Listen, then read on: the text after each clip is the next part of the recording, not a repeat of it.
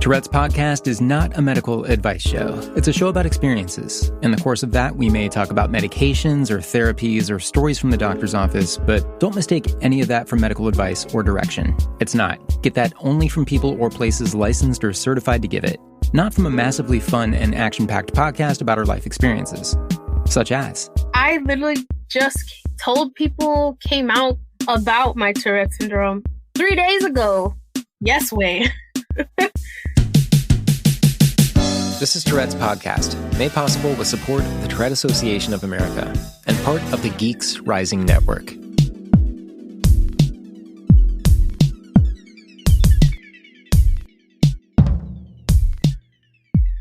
Hey everybody, it's Ben. I was hoping this episode would come out a little bit earlier, but the gremlins got my mixer, so I got to figure out what's going on with that. I broke out a backup mixer that I bought like 20 years ago, literally, and it still seems to be working. So we're going to go with this. Sound quality might not be quite as good as usual, but anyway, what better way to celebrate Tourette Awareness Month, May 15th through June 15th, than by opening up to the world for the first time about your experience with Tourette? The big coming out or disclosure, as people say. Like, hi, I'm Ben, and it's fair to say none of you know this, but I've lived with Tourette Syndrome my whole life, and I was never really sure about talking about it openly, but it might benefit me and others if I do so, if I open up about it and answer questions about it, and put a realistic face on this disorder that people all over the world, from all walks of life, live with, often in a misunderstood way. Our guest on this episode came out about having Tourette like 3 days before we recorded this conversation. The one you're going to hear on this episode. We'll get to that in just a couple. So, do you follow Dr. Jhonelle on Twitter? Dr. Christine Jhonelle is one of the two Tourette scientists I most frequently speak with, and for Awareness Month, she's been posting Tourette science facts on Twitter. One of the big misconceptions that goes around is that no one knows anything about Tourette. It's a big science mystery. No one knows what's going on with it, which is not true. There's a lot of science on Tourette syndrome. Matter of fact, very soon, I'm going to have a couple scientists on to address something that's gotten lots of attention of late in the Tourette community, hint, TikTok. That's coming up in the very near future from a scientific perspective. I'm a big fan of science, and I'm really proud of the group of scientists who've been doing work to improve the lives of people with Tourette.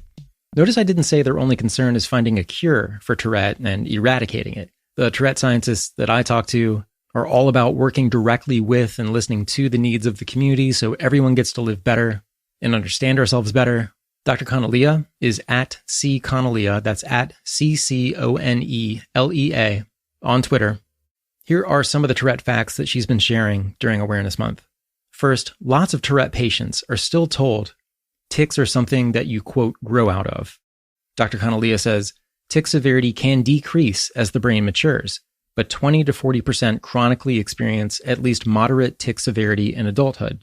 10% have greater tic severity as adults. So although odds are favorable that tics will get better with time, it still makes sense to monitor symptoms, offer CBIT, comprehensive behavioral intervention for tics, or medication if tics are making life harder, and promote better understanding and supports for adults with TS. And that's from Dr. Jhonelle, who's been posting Tourette science facts on Twitter. Here's another one. And this addresses some popular talk. Dr. Jhonelle says one of the things that she hears often from patients is that thing of, people don't believe that I have bad tics because I can control them if I try. Dr. Jhonelle says, it's possible to have severe tics and be able to control them. Our research shows this. How can this be true, you ask? The brain circuits responsible for generating tics and controlling tics are separate. Tic generation comes from the sensory motor circuit. I call this the tic gas pedal. We think this circuit is overactive and more strongly connected in TS. To suppress or control tics, the brain engages the associative circuit. It basically overrides motor outputs. I call this the tic brake. This circuit can be underactive in TS. It matures with age, which is likely why tic control improves for most people as they get older. Urges to tic, in case you're curious, seem to be a combination of activity in the limbic circuit and premotor sensory areas in the brain. So the urge circuit is connected to movement areas in the brain, but not the same. The take-home, tic generation, tic suppression, and tic urges are caused by different circuits. These circuits do talk to each other, but are dissociable. So yes, being able to control tics can also mean you have tics that are impairing. And that's from Dr. Connellia. So to recap, she's saying that you can have severe and impairing tics and be able to tamp them down, or control them, so to speak. There's science here, so if anyone accuses you of not having Tourette because you can control your tics to some degree, or hold them in, or tamp them down, or suppress, or whatever, or if you start to doubt your own Tourette because you can do this, there's science validating you. Dr. Connellia recently called out a piece that ran in Wired magazine, I think maybe the UK version of it. I think that's what it was, because the magazine seemed to report that anxiety causes Tourette syndrome and that it has a purpose, which might be to let off anxiety or steam. So that's what seemed to be reported in Wired UK. Dr. Connellia instead points out that Tourette is a neurological disorder that results from brain circuits involved in motor generation and control. It is not caused by anxiety. People don't tic to let off steam.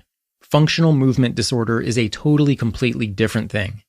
End quote from the doctor there. So this is to say, yeah, as a Touretteer, I can say that anxious situations can come with an increase in ticking, but it's not caused by that. There's a distinction. I love this science stuff. And like I said, we're going to have some people come on very soon to talk about a really timely science topic for the Tourette community. Here's one more awareness point from Dr. Connellia here. As many as 50% of kids with TS go undiagnosed. Under-recognition is even higher among Black or Latinx kids.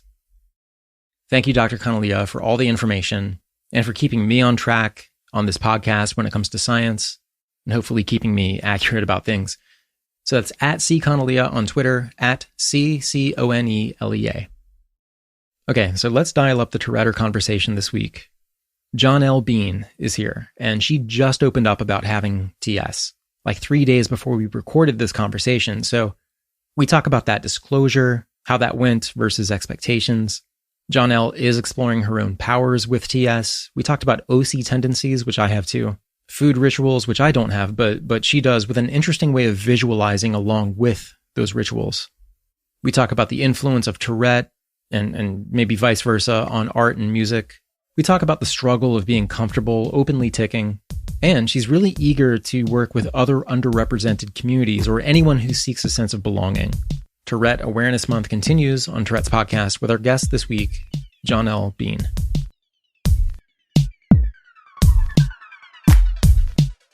My name is Jhonelle Bean.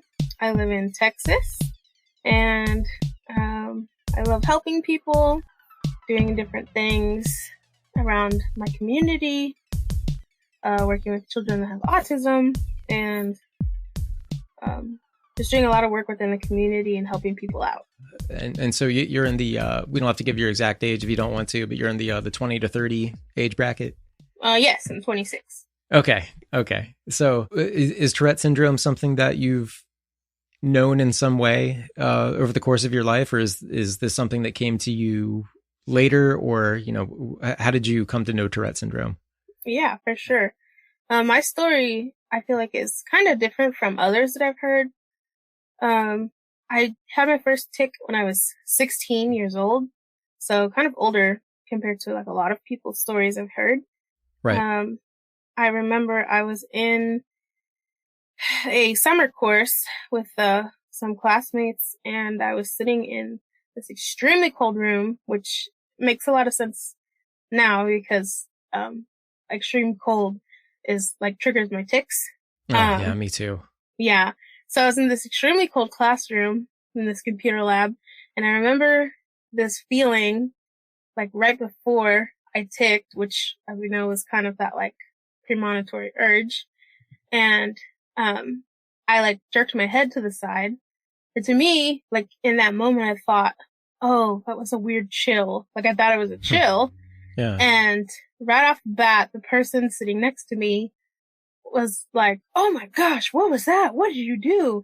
Like making such a big deal out of it. Wow. Yeah. So I mean, it was like a visually kind of dynamic thing you were doing? I mean, I just moved my head to the left. Like, okay. It was a small jerk. Like, I didn't think it was anything extreme. But I guess because it was sudden, like, she kind of freaked out. And so I just kind of like shrugged it off like, oh, I don't know, let's chill, I guess.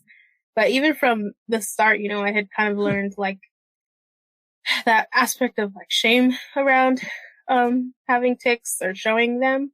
Yeah. I didn't have any other issues for the rest of the day. And then the next morning I woke up and went about my day, and I couldn't stop doing that thing with my neck. Like I couldn't stop moving my head to the side. Wow. And I kind of knew what it was. Like I figured, just because I had seen, and had been educated on Tourette syndrome and, like motor tics, vocal tics. So I kind of knew.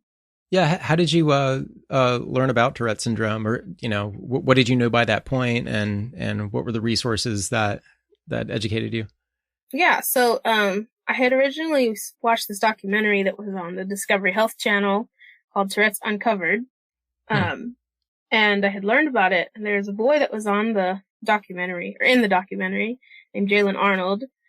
He's an advocate, and he does a lot of work for like anti-bullying.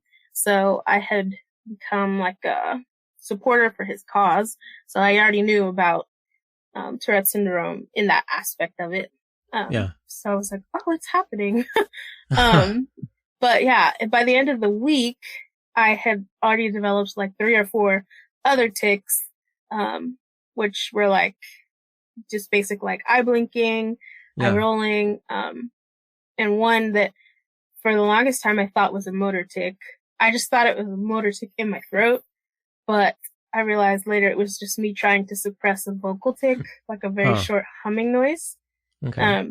But because I tried my hardest to disguise and suppress my tics, I just thought that that was a motor tic as well. And that one didn't happen a whole lot, pretty often. So, but you have these new tics. I mean, are you, and even if, you had already been educated on Tourette syndrome, I would still feel, and I can only guess, but still feel, pretty surprised. Like, is this really happening, or is this really, I mean, what kind of headspace were you in as like new things were developing, and were other people really taking note, or were you really trying to push this down? I feel like it was kind of a mix. Like some people were taking notice because I was in this class with people that I had been in school with before. So it wasn't like they didn't know who I was. Yeah. So that was interesting in that aspect.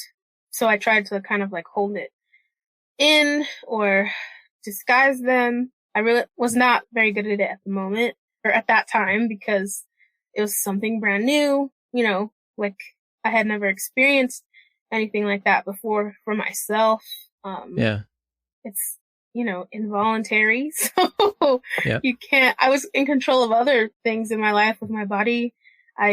This was something new that kind of threw that off course where, like I would feel the urge coming maybe like half a second to a second before the tic came.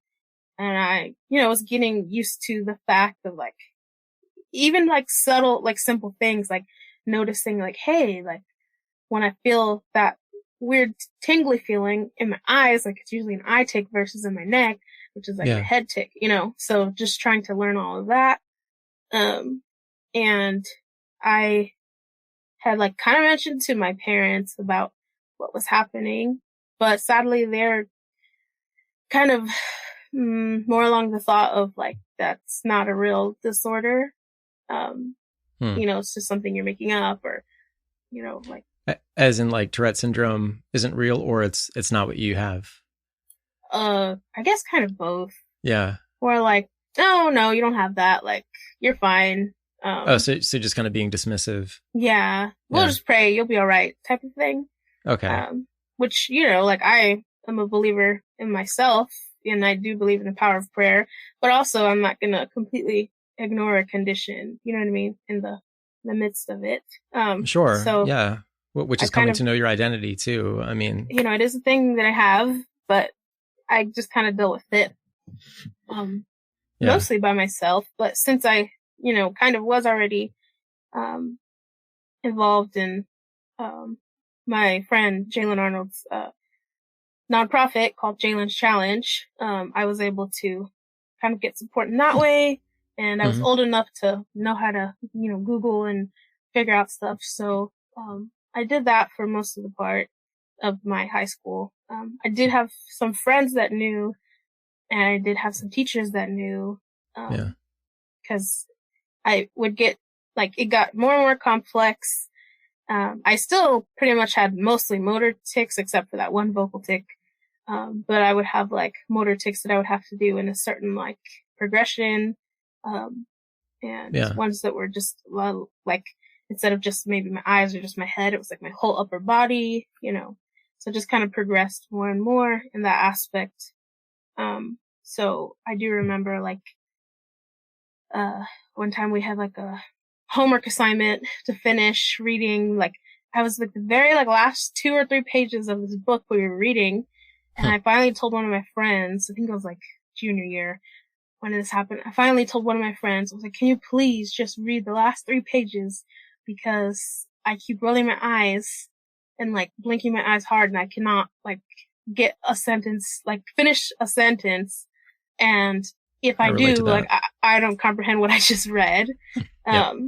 So thankfully, I had some friends that were pretty supportive in that aspect and were able to help me with things simple things like that. Oh, that's cool. I mean, well, that's sort of that social acceptance too, which is a huge piece of it. Yeah, for sure. At least, like having friends that stand by you, that kind of thing. Yeah, of course, for sure. Especially since I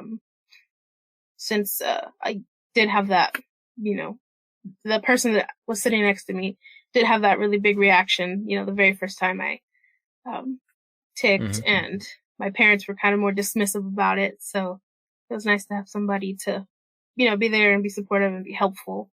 And my teachers that knew, that English teacher that knew, if, I had called her over for help or something and I was ticking, she would just kind of ignore it. Not in a bad way, but just, treat me like everybody else. Sure. Yeah. Yeah. Not call attention to you. And right. I mean, that's great. So to have kind of I don't want to take the soul out of it by calling it a system, but to have, a system or a structure in place that is really supportive and can, help you get through. And it's not, just think about the opposite. If you didn't have any of that, if your teachers didn't understand you and it was difficult to make friends and you were having a hard time accepting yourself, I mean, the position you're in is really awesome and makes me wonder, I guess, had you been going to the doctor yet? Or did you have, with the level of support you had, did you have a compulsion to, wrong word, did you have a, did you have a desire to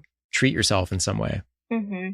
So I did have that desire to, kind of look more into tic disorders in general and want to go to the doctor. But since, my parents kind of didn't really believe that I was dealing with that, I did not get to go to the doctor.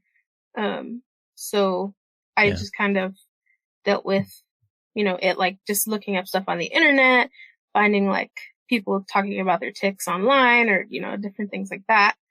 And this was 2010, 2011, 2012, somewhere around there.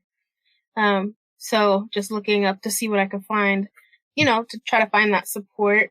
Cause I mean, I had friends that understood, but right. They didn't really understand. You know what I mean? They got it. Oh yeah, you kind of act different now. They didn't fully know what I was going through. Right. And I mean, I still appreciate them, completely being there for me and supportive. And if, there's anybody that's listening to this podcast that has somebody in their life with a tic disorder, your support means so much. Yeah, totally. Absolutely. For sure. So, just keep on doing what you're doing and trying to be there the best way that you can. And nowadays too, it's really convenient to go online. For sure. Depending on your level of service or where you are, but if you have internet access, you can quickly find an online community, all these different Facebook groups and so on. But did you just say 2011 is when you were kind of looking into these things? I mean, yes. Was there any sense of online community besides there being just sort of fact-based information? Not as big as it is now. Sure. I think there was probably a small portion maybe like a Facebook group. I hadn't thought about that at the time, but Yeah. just like Google wise, it was mostly like information about it, facts and different things like that. And I do remember looking into, I think around that time is when like CVIT started, but it wasn't like really like known. So I looked into like what habit reversal would be. I kind of like read about it and I was like, oh, okay, that seems cool. And Yeah. it's so funny because, I couldn't like afford to go to these things to get this help. But I do remember like reading up on it and I was like, oh, like maybe I can test that out. Like, so I had a tic where I would, like furrow my eyebrows, kind of like the face you make when you're angry. Yeah. And I told myself like, oh, like just do the opposite of that and it will go away. And I literally like created a new tic out of doing that. Like then all day I was just furrowing my eyebrows down like I'm angry and raising them up like I was surprised, furrowing them down, raising them up. And I was like, oh my gosh. That's what you get for doing a therapy on yourself without a license or self-therapy. You're trying to bypass the experts. It did not work. So not by myself. And just for the context, for people who don't know, CBIT or comprehensive behavioral intervention for tics, it's the index card way of saying it is you sort of identify the urge coming on to tic, then you kind of give you think of a competing response to it, and that can kind of neutralize. And I'm doing such a bad job explaining it. I'm oversimplifying it, but yeah, that's what we're talking about. It didn't work out. So you doubled your money on that and got a new tic out of it. Yeah. Over time, are your tics, because like your first day you have that like kind of like head jerk tic, and then more things pick up. Is that continuing? I mean, like over the years, are you kind of flattening out with like, say a set of like 3 or 4 tics or something, or is it really building over time as you're getting older? It kind of, so after high school, once I had graduated and went off to college, I still had some tics, but there just weren't as many because when I was in high school, I had, like a ton, even like one where I tense my stomach or like I said, full upper body tics. Those kind of faded out, thankfully, because those were exhausting. But I, kind of, had gotten it sounds bad, but gotten better at like disguising them and kind of suppressing them for some time around other people because I still felt that shame about it towards it. Yeah. And then I remember I did go to counseling for that in college, and I had talked with like the counselor that was there, and she had diagnosed me at first with chronic motor tic disorder because, like I said, I thought that one vocal tic I had was a motor tic in my throat, but I later, found out that it was Tourette Syndrome. So they kind of waned throughout college and would pop up sometimes, like maybe less than like 100 tics a day. Or I think the best time, or not the best, but the time I had tics the least was probably like less than 100 in a week, which is like, well, you're almost not ticking, But now I'm back. Tics have waxed, and I am back to having over like 200, 300 tics a day. Wow. Having so heavy rain is back. Yeah. Having new tics that I did not have back then. Having tics that are exclusive to what I'm doing. Like, I have a tic that happens only when I'm sitting down. Yeah. Or like only a different one, only when I'm laying down. I don't know. It's interesting. I don't know. It's almost like it puts immediate material. It's almost like Tourette being like a prop comic or something, or one of these like prop improv comics where you give someone like an object and they have to think of a routine on the spot. Yes. And your Tourette ends up just kind of using the readily available material. Right. That's pretty much what it feels like. Yeah. But I will say that the OCD tendencies have kind of gone mostly away since high school. I didn't necessarily have OCD, but I had like OCD tendencies is what the Right. doctor said and what my Yeah. counselor said. It's like, it was not fully OCD, but definitely OCD tendencies. Like, Yeah. That's I what they had told me too. yeah, I had a lot of, I guess they're called like food rituals, where I have to like put my food in a certain order or Yeah. like eat them in a certain order, arrange them on my plate a certain way, Yeah. say certain things in my head while I was eating food or imagine certain things in my head while I was eating. It literally was like specific and customized per whatever food I was eating. So like if I was eating like cheesy Chex Mix, I would have to like pour it all out onto like a plate or like a paper towel. And then I would have to put like the pretzels to the side because those pretzels were a little too dry. And I'd have to eat the breadstick looking things, all of them. And then I would arrange the brown Chex and eat them. And then I would arrange the yellow Chex from least cheesy to most cheesy in a line. And then I would eat them in that line. Stuff like that. But I wouldn't do that if I was eating something else like waffles. Like waffles was a different, food ritual. Or I had a lot of like food rituals and I would get upset. Like if people were like, "Oh, can I have one?" And just like grabbed one. Oh yeah. Because I was like, "Hello, that one was for the end. Why are you doing that?" Well, is that something you've had to deal with? And did you have like another way of rationalizing the ritual or making it satisfying? Or no, I just kind of got upset and tried to continue on. Wow. And it's a pretty ignorant question on my part because I haven't had those experiences personally. I have OC tendencies, but I haven't really had any rituals or.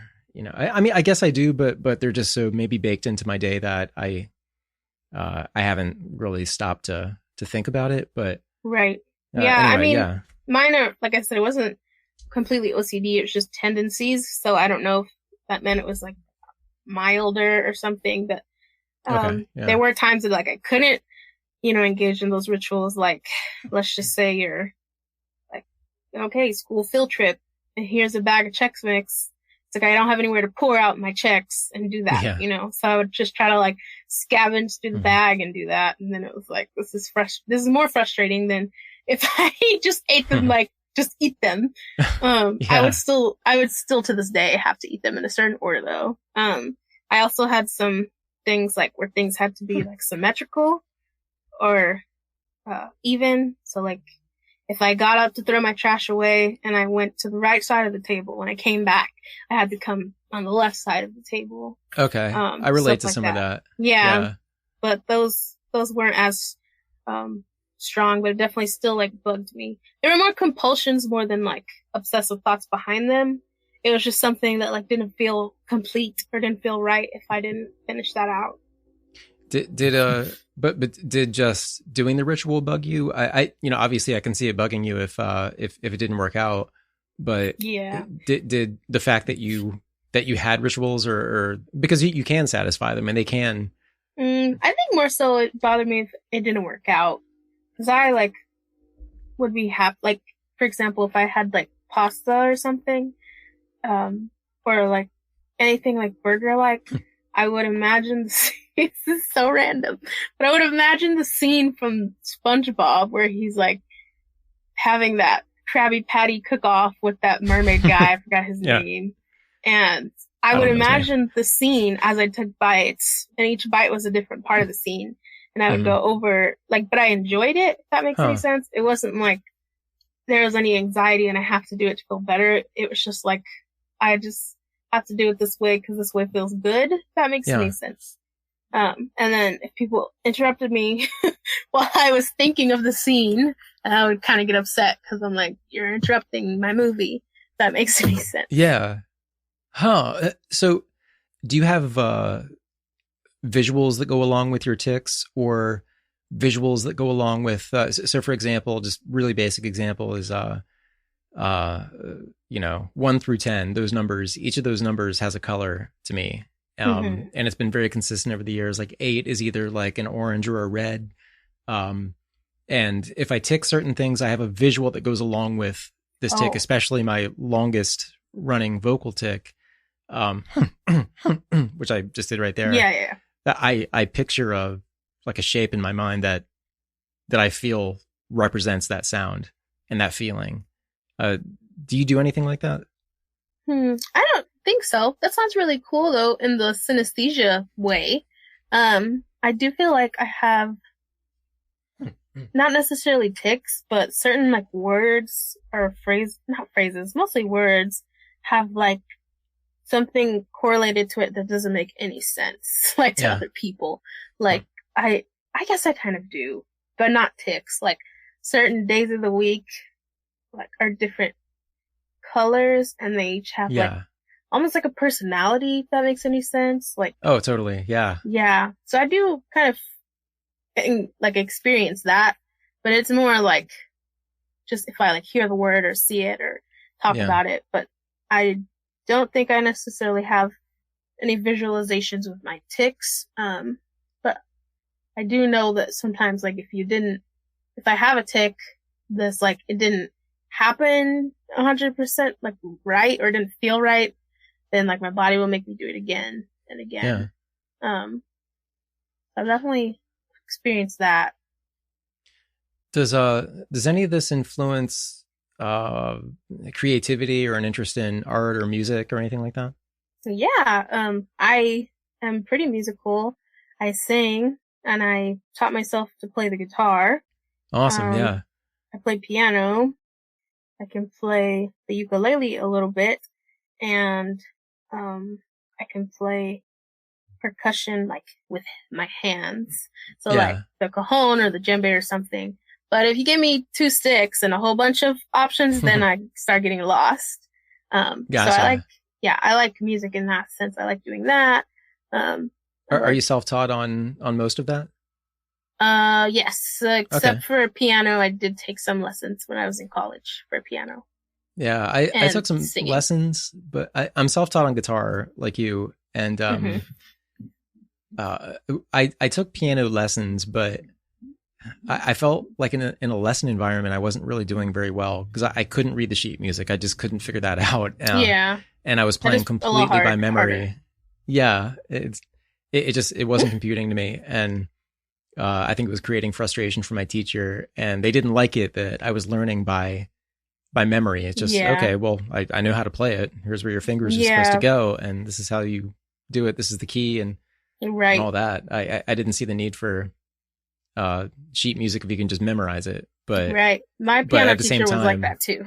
Yeah, and I guess it's like being able to look at sheet music and play something for the first time and understand what it is and everything. But that didn't seem like that was gonna be my thing anyway. I just wanted to learn how to play piano and have it sound good.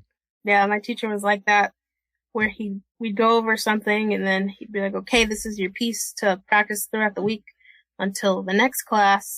And I'd be like, oh, what note is this? Can you play the first part? And he started catching on, and he was like, no, because you're just going to memorize how it goes, and then you're not really like reading music. So, yeah. A lot of people with Tourette syndrome and related disorders, a lot of people I talk to do channel a lot of this through music. And maybe that's the wrong way to say it. They just seem good at music and they enjoy it. And obviously that fans out into like visual arts and everything like that. It's cool how consistent that is. Do you have any thoughts? I mean, we did kind of go through this a little bit, but do you have any thoughts about the connection between Tourette syndrome and creative outlets? Like, have you thought about it that specifically? Yeah. I mean, I noticed a lot of people within the tic disorder community are pretty creative in a lot of aspects, whether it's like music or whether it's like visual arts or expressive arts. But I think it's just cool because you're able to like kind of put that extra energy or that extra whatever's going on in our brains into something else. Or like, I know that the Southern California chapter for the TAA has, the artistic expressions event, the showcase that's awesome. That they have. I was able to submit my act, I guess, Yeah. for this year since it was online. So I did a cover of one of Jamie Grace's songs called That's so Marching cool. On. Yeah. So I sang the song. I played guitar to the song. And then once that was finished, I interpreted the song because I know American Sign Language. I'm fluent. And then signed that song, but of my cover of the song. Wow. And Oh, then that's so submitted cool. that. That's Yeah. amazing. That was really fun. That's amazing. So, for anybody who doesn't know, Jamie Grace is a singer-songwriter with Tourette Syndrome. She's been on the podcast before, and she's amazing. As is that. That's so cool. That Thank you. Like, what kind of? I want to ask about the feedback that I got. That's really cool. Yeah. Well, I sent it to her on Instagram. I was like, "Hey, I did a cover of your song and interpreted it. If you want to see, here's the link they put on YouTube, and this is where my part starts." And she said that it was really cool and that she liked it. She thought it was really beautiful. So I kind of freaked out for a little bit. But yeah, no, it was really fun to do and play and come up with the interpretation for that song, just like as an anthem for everybody. And even during the Expressive Arts Night on the Zoom, everybody was like, "Wow, that was so cool! Oh my gosh, I love that!" So it was pretty awesome. You had mentioned, I mean, when you introduced yourself, you spoke a lot about, helping out and volunteerism. Could you talk more about, where you want to take all this? Are you in the middle of your career, or are there places you want to get to, or what's life like kind of outside of Tourette syndrome, or, it may all relate, but what's life like beyond that? It definitely is somewhere that I would like to continue. I didn't realize this until like a different friend had brought it up, but she said, "You kind of have a heart for like working with people in like different like specialized groups." I was like, "What do you mean?" And she's like, "Well, you are able to work with like people within the special needs community. I used to work at a camp for kids and adults with special needs." She's like, "But then you also have like your foot in this other community of like foster care and adoption." And I had done another camp for kids and teenagers in foster care, and then just, continuously helping out in that aspect.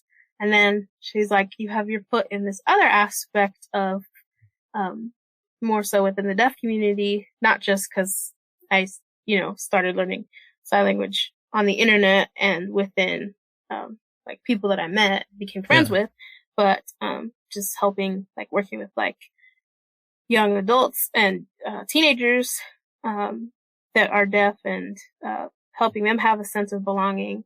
So pretty much every specialized group, as my friend called it, that I worked in was to help them be able to feel a sense of belonging and a sense of like, you're not alone, like other people see you, and like, I'll be your friend, like I'll hang out with you, like I see that you are, worthy of my time. So I don't know exactly like where else I would take that aspect of it. But I just do know that I would love to continue to do that and help other people feel seen and heard. That is awesome. I love that. The camp thing is, well, and counseling in general, just your sense of empathy and your willingness to literally learn the language that's going to help you communicate with somebody and help them to communicate to you is huge. Your life experience is, I feel like put you in a really amazing direction to be the kind of person more people wished were around. And the foster care stuff too. Why that subject in particular? Is it just, did you know people who were brought up in the foster system, or? I had experienced some abuse growing up, and just kind of always had a heart for those that have gone through some of the same things that I had went through. And to be able to, like I said, be seen and see somebody else like cares for them, because a lot of the kids at the camp, when they come, like I remember there was a week we had our table was like lunchtime, and one of the girls said something about us being paid to be there, but it's like a volunteer basis thing. And somebody's like, oh, we're not paid to be here. She's like, you're not? It's like, no, we want to be here. She's like, but don't you have a job? She's like, yeah, but I took off work. And like the girl could not understand the concept of like, I'm here because I want to be here, not because I have to be here. Yeah. Like at the moment, she she later understood it, but at the moment she was just like in shock, like, what? Like, y'all all want to be here? Like, you don't have to? So I don't know, like it was cool for her to be able to see that there are people out there like that in the world that do stuff because they want to and they care, not just because they have to.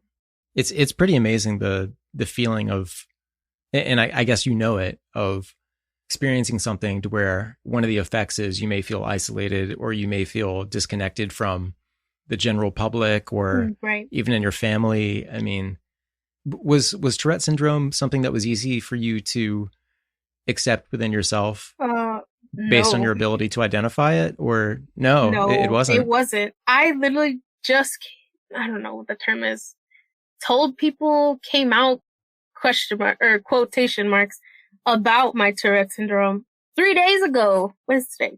Yeah, 3 days ago. No way. It's May 25th. Yes, so what, was it this past Sunday? Saturday. Like Saturday? So May 22nd, you just open up about having Tourette? Yeah, because all the time before, it was, I mean, like my friends in high school or classmates, not necessarily all friends, but just everybody in high school noticed it because they saw me not tick for 2 years and then all of a sudden start ticking.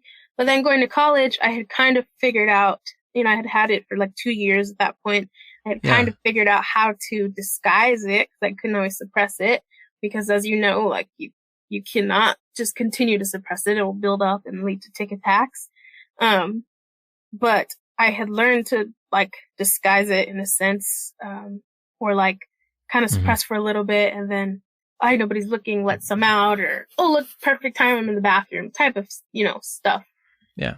So it was like it was moderate enough to affect me, but mild enough to get away with. Yeah. If that makes any sense. Yeah. So, that totally makes sense. And I guess to some degree, I can relate to that too. I mean, I did have the ability to mask it.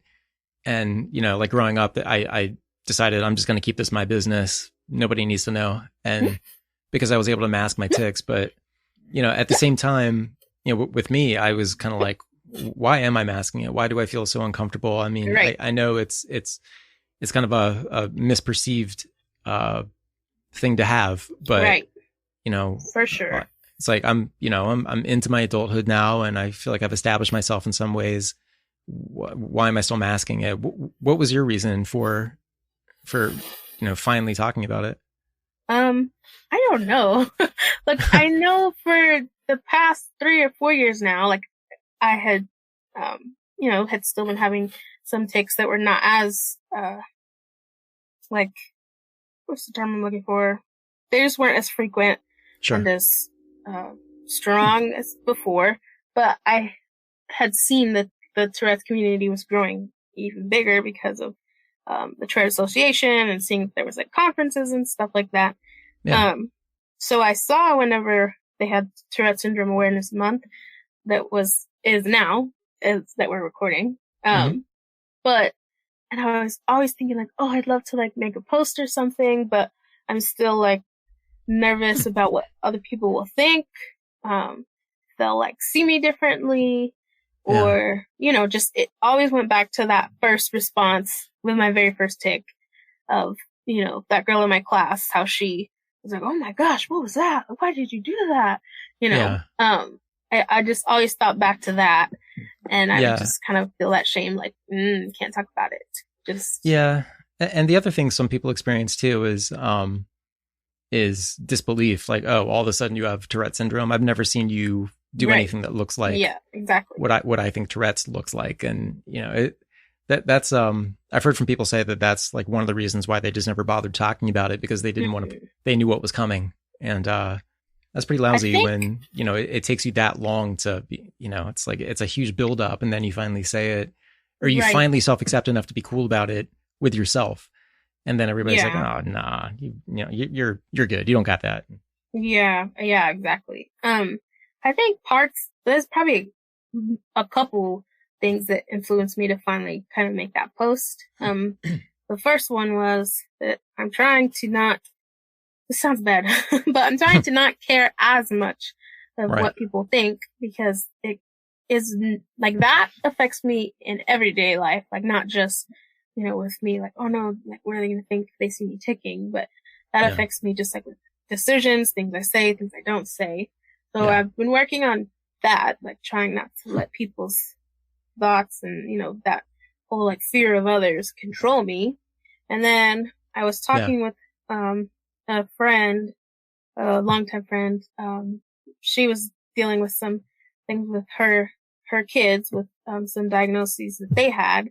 And she was kind of like anxious about telling people about it, or, she was talking with me, and it was like, it kind of got flipped, a separate diagnosis, but it kind of got flipped where I was like, whoa, but there's no reason to be ashamed.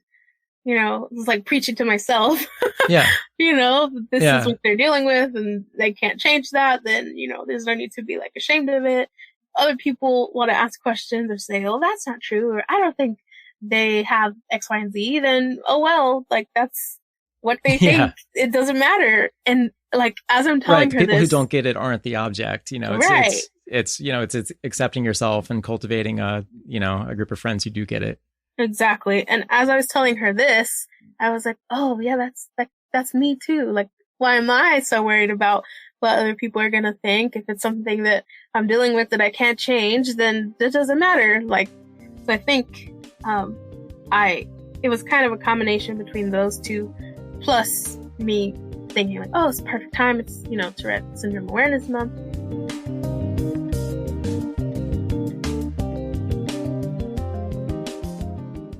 The Tourette Association of America is the premier nonprofit working to raise awareness, advance research, and provide ongoing support to those with Tourette syndrome or tic disorder. With a network of over 130 chapters, support groups, and centers of excellence, the TAA engages with communities across the nation in an effort to provide tools, webinars, workshops, and support for all seeking assistance. As a primary sponsor of Tourette's podcast, the TAA supports the authentic conversations showcasing the diverse representation of the TS community. To learn more, visit tourette.org, TOURETTE.org.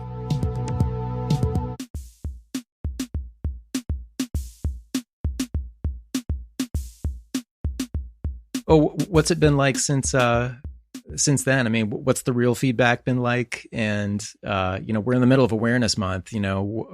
What's your message about opening up about having it? Well, I had created this post, and I had thought about making the post, like, oh, I should make a post like years ago, every year, each time it was Tourette Syndrome Awareness Month. But for this month, I had planned it for like a whole week and a half. I had the picture I was going to use. I was overthinking which picture I was going to use. And then I found it and I just had it in my drafts because I could not figure out what to say. Once I finally did, I was like, I just need to start typing and then I can edit when I need to. So I started it saying that this was like way out of my comfort zone, but I was hoping that in this that I could, like help somebody else who is experiencing the same thing, because who's to say there's not anybody else in my life that might be going through the same thing or something similar. And then also to educate people. So then I started talking briefly about, like the moment I had my first tic and how they continued and how I would hide them at home and church and school, and how they wax and wane and how I'm still dealing with them to this day.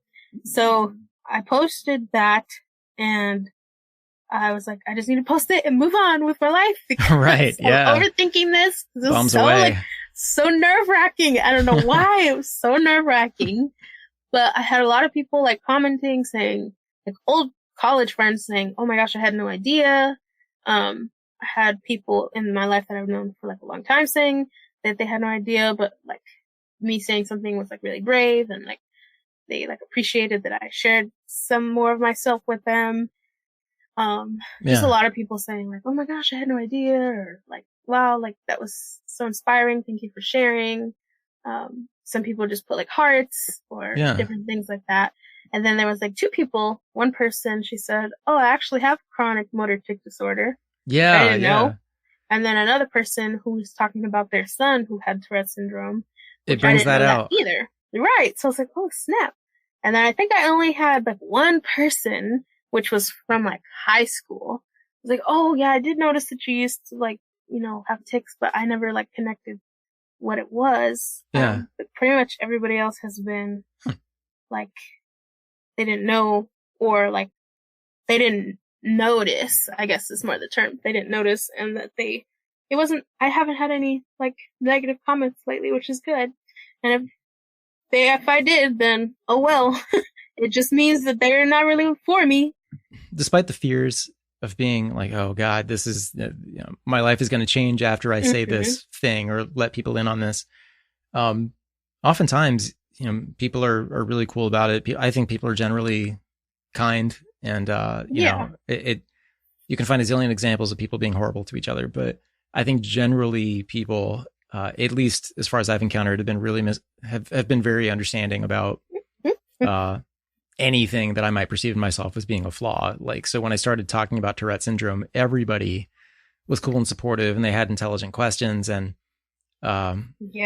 or they had thoughtful questions, and it's a cool experience, and it leads them to feel more comfortable around you. Right. There are so many new ways that they can relate to you. There's a new perspective on you. And again, like, the worry is that it's going to be negative, but it's just, for so many people, not all the time. I've talked with some people who've had some really bad experiences, but for so many people who've opened up and talked about it for the first time after, quote unquote, hiding it for a long time, it's been a good experience for them. Yeah. The only thing I'm still trying to figure out now is, like, because I was still, disguise them and suppress them at work, and people at work that saw that, they commented or liked the post or whatever.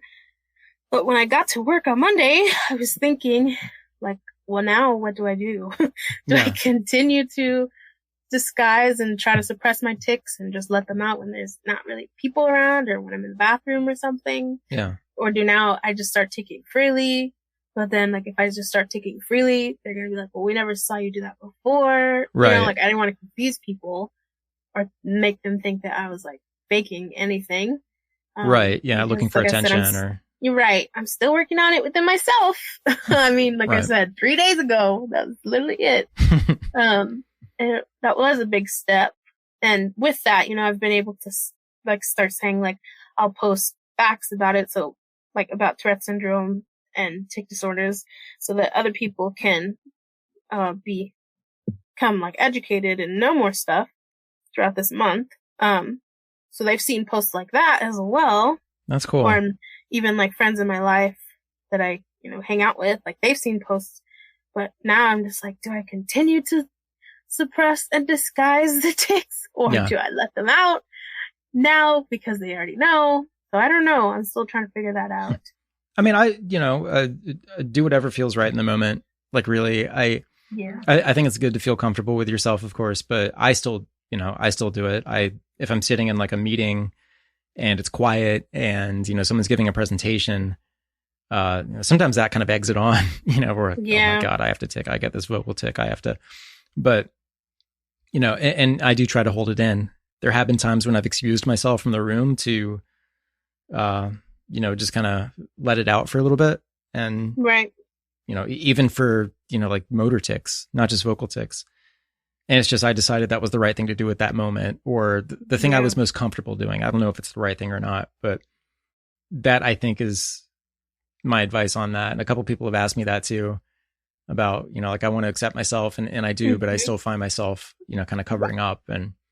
But I think everybody should go at their own pace. And then, if you want to challenge yourself and get to a place where you want to be, challenge yourself to get there, but you may just get there.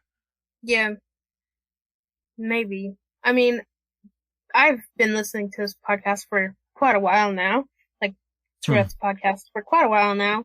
And it's been probably the third reason that I've kind of felt more comfortable with Oh, wow. speaking about it and letting people know about it because, I've been able to listen to countless people from like different seasons, talk about their experiences, whether they themselves have it or they're a parent of kids that have it or, like just different stories and listening to them and being able to find that sense of community. Were there any stories that really closely related to something you were going through or had gone through? I guess it was just the combination, like, of everyone. Like, there'd be little things that people say in each podcast. Like, I love the podcast that you had with Jimmy Grace. I had listened to, I forgot his name, the guy who was a boxer. Oh, the ticking time bomb. Yes, how he didn't tick. I did martial arts growing up, so that was pretty cool. I listened to that one. I've listened to several. There's just a lot that there's just something people say. I listened to the one, I forgot her name. She was the person on here that had chronic motor tic disorder. I think it was titled, If I Pour Hydrochloric Acid or something like that. Yeah. Yes. I liked listening to her. I definitely related with her talking about, like I have a tic disorder, but it's not Tourette syndrome before I realized that it was Tourette syndrome. I still had a long period where I thought that I had chronic motor tic disorder. Yeah. So, and this is worth repeating too, because some people have written in saying like, I don't exactly have Tourette syndrome. I have, a motor tic disorder or a different kind of tic disorder. And I'm like, yeah, because your life experience, it to me is the same. Yeah. You can have the same challenges, and especially if you don't feel like if you feel like you have to ask that question, that makes me really want to talk to you because you've questioned your place in the community, and that's really unfortunate. So anybody, listening, if you have a different kind of tic disorder, I totally want to talk to you. This is not just for people strictly with Tourette syndrome, and just like the Tourette Association, they're not, strictly Tourette syndrome. It's tic disorders. So yeah, that's worth repeating. And I'm glad you said that. Yeah. And like I said, it was very helpful for me to be able to listen to her and relate, because there was most of the time that I was looking around on the internet and learning facts and stuff and seeing people's experiences and being like, oh, well, that's the experience with Tourette syndrome, but I don't have that. So you just kind of felt, I don't know, like there's that little gap, I guess. Yeah. That's there. Well, my favorite part though is what you were saying earlier about just little things that people say or the way they phrase things that are like, oh yeah, that hits. That's that's my favorite part, because you can be listening to somebody who, this community is all over the world, and there are people who have completely different walks of life and different life experiences, but that's where we find those intersections where it's like, oh man, yeah, what you said, I know exactly what you're talking about. And it's not an everyday thing for the planet. This is a Tourette syndrome thing, and that's cool. Like that's my favorite part of the whole thing. And of course, hearing that it's helped you to kind of explore, kind of owning it, and taking your acceptance of yourself to a new level. And I agree. The ticking time bomb, Zach, he did have a way with words and did say a lot of really cool motivational things. So I definitely recommend that episode for anybody who wants to go back and listen. There was a lot. I also liked the guy who was like the king of podcasting. He was really good too. Oh, Adam Curry. Yes. Yeah. The Podfather. Yes. Adam Curry of that was good. MTV fame and has Tourette syndrome. That was a lot of fun. Good episodes. There was another one with a mom and a little girl who like raps. I think she was like 8 years old. Yeah, Kylie. Yes. And her mom Sparkle. Yeah, they were great. Yeah, she freestyled on the episode. It was fun. Yes.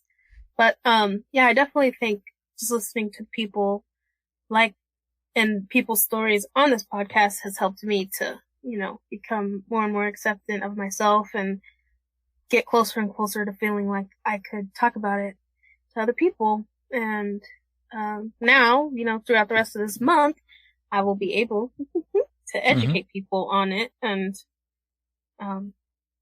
teach them things like, not a lot of people, I mean, at least from what I've seen, not a lot of people knew different things about having tics, or like, you know, can you control it, or just different like simple questions that pop up. So I'm able to like educate people on that too.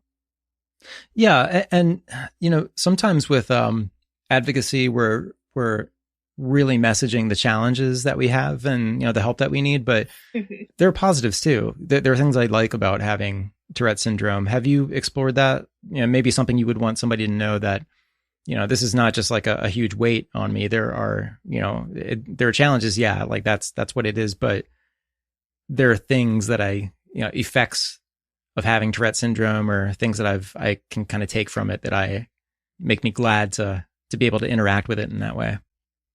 I'll have to think about that for a second. I think the basic example is, you know, the one I talk about all the time being empathy, where you just have like a really strong angle on empathy and working with other people and trying to be communicative, you know, however you can with people, accepting other people for things that maybe society at large perceives to be something that needs fixing, or so that's the first, like, I guess what people call a superpower. And then there's the energy and the creativity. It goes both ways, because if you're like me, you deal with comorbids like depression, anxiety, things like that. There are, you know, some really hard challenges, maybe things that people might call negatives of having Tourette syndrome. But then you mentioned Adam Curry. His quote was, "It's a feature, not a bug." Yeah. And, you know, he credits it for certain things that he's been able to do, the way he can view systems, which, you know, figured into, as he said, his invention of podcasting. Yeah, and that was really cool. It's cool to see people accept that there are positives and explore them. And Tourette syndrome may be something that, you know, you see as a curse and you want to get rid of. You know, the moment say hypothetically there's a cure, would you get rid of it or not? A lot of people say no, and there's no judgment for anybody who says, yeah, like, get me out of here. Yeah. Like, I'm done with this. I definitely can relate to, you know, having that angle on like empathy and like understanding other situations that are different. That's probably why I kind of help out in these different like groups. Yeah. And then also, just being able to have that sense of community. You know, each time there's like, you know, the Tourette conference or different events they have, or just like seeing people, like American Idol this past season, there was Annalise List. That's right. Who was on, and she had Tourette syndrome. It was really cool to see, like, hey, she sings like me, and like, look at her, like, look where she's at. I think it's pretty cool to be able to, I don't know, it's kind of like, even though we don't know each other, there's something that we share in common, and like a common, maybe not necessarily upbringing, but just a common situation that we've dealt with. So I think it's really cool. It's like something that kind of, even if you don't know the person, it's like, oh, hey, like, me too, you know, like that kind of community aspect of it. We all I'm sure that there's probably some wonderful superpower that I don't know yet about my Tourette syndrome. Like, the day that I'm able to, you know, move things with my mind, I will let you know. But as of right now, I guess I'm still exploring what that might be. Well, you know, you just opened up about it, you know, 3 days ago. So that kind of gives you a new complexion on experience with Tourette syndrome. And, you know, this is probably, it's going to be the kind of thing where I think ideas and curiosities just kind of like start, you know, just flowing out of you. And that's really exciting.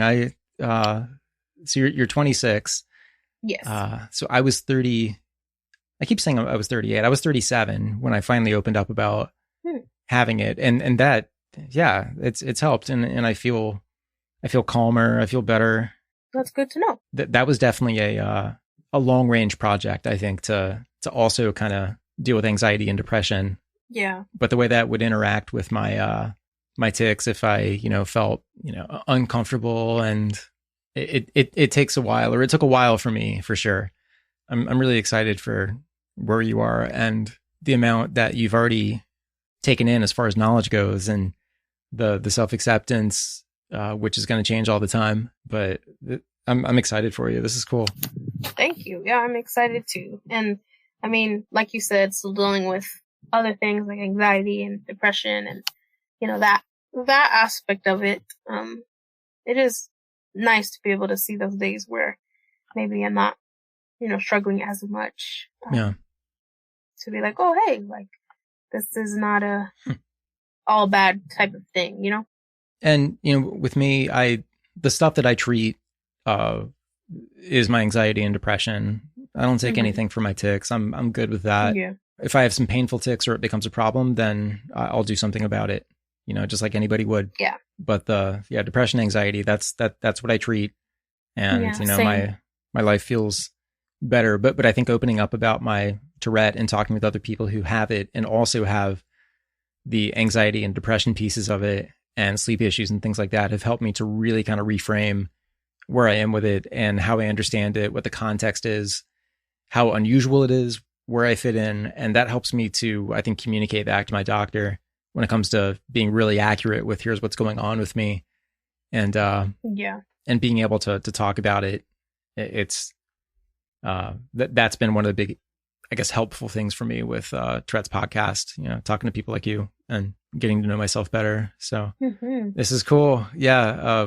Please keep me posted on how this all goes for you and any feedback you get, questions you have. Do you have any questions about Tourette? Or I know you've gotten to know it pretty well, but is there anything unanswered for you? No, I think the only thing I kind of, like I said earlier, still trying to work out is what to do in regards to, like, now that people know, do I tick openly and freely, or do I continue to mask my tics and disguise them?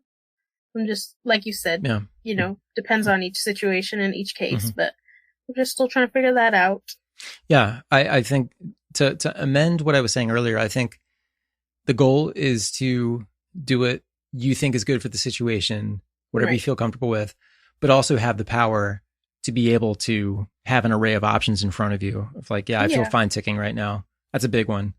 Yeah. That one's difficult to do. That's not really something that I was able to do before, because if people don't know and they've known me for 2-3 years, and all of a sudden I just decide, like, now's a great time.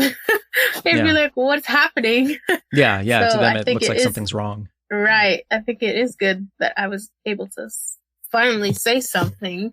Totally. Because then if I ever do just have those days where it's like, I'm not going to sit here and put so much mental energy into trying to disguise them or, you know, suppress them. I'm just going to let it be what it is. That's exactly what Adam Curry said.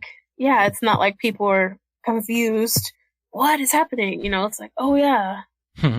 Yeah, that's what he said. Actually, when he was on the Joe Rogan podcast, that was the first thing he said was, it was like in the first like 30 seconds or something where he said, I have Tourette Syndrome, and he just got it out of the way and he explained that's what he was doing. It's like, you know, once you know it and you see what I'm doing, you see, you know, you're going to see me ticking and blinking.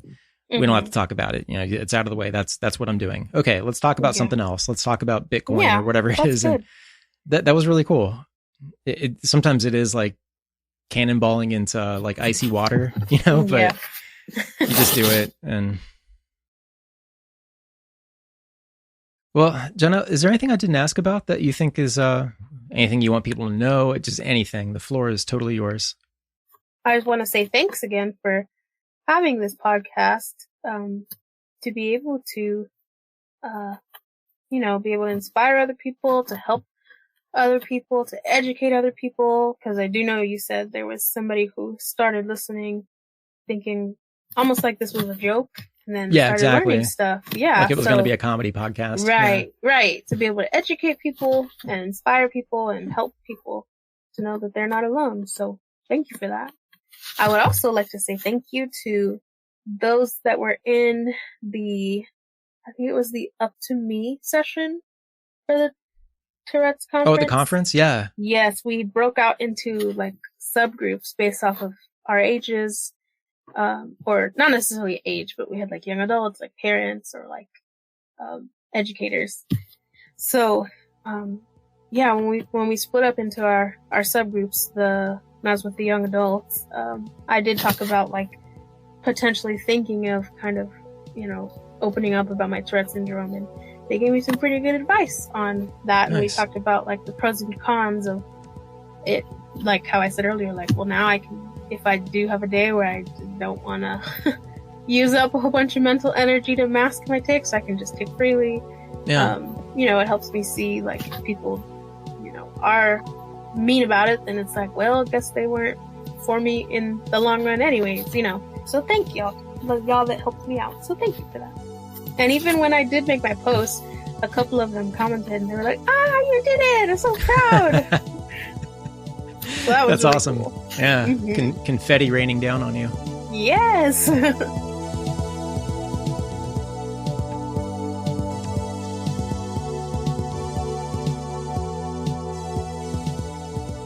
Thanks for listening, everyone. Thanks to Jhonelle for coming on. I'll link to her social media in the show notes with this episode at tourettespodcast.com, along with those tweets from Dr. Canalia that I read earlier on in the episode. Give her a follow because you'll learn a lot about Tourette syndrome from a science standpoint. We're in season 7 of Tourette's podcast, made possible by the Tourette Association of America, the primary sponsor of Tourette's podcast. I've got some cool projects coming up with them, and I'll be sharing more from the recent annual Tourette Association conference, some bonus episodes coming up with content from that very recent event. Still very fresh. Thanks for your support. You can pitch in a small amount to keep the podcast fueled at patreon.com/Tourette's podcast. Please join the discussion group about all things Tourette and Tourette's podcast at the Tourette's Podcast discussion group on Facebook, run by the amazing Sophia in the UK. Tell her thank you. Follow also on Twitter and Instagram. Those are additional ways to contact me. And yeah, a lot of you started following me on my personal Instagram, which is totally invited. That's fine. That's my photography page. The handle is Ben Brown Multimedia. So BenBrown Multimedia. All one word, Ben Brown Multimedia on Instagram. And please also keep in your thoughts the team at Geeks Rising. That's the network that brings Tourette's podcast to a bigger general audience. Geeks Rising has been super supportive of the podcast and the community around it. They've even posted a Tourette Awareness banner at geeksrising.com. Check that out. We'll be back next week with more from Season 7. Get in touch, tourettespodcast@gmail.com. I'll talk to you soon. This is Ben.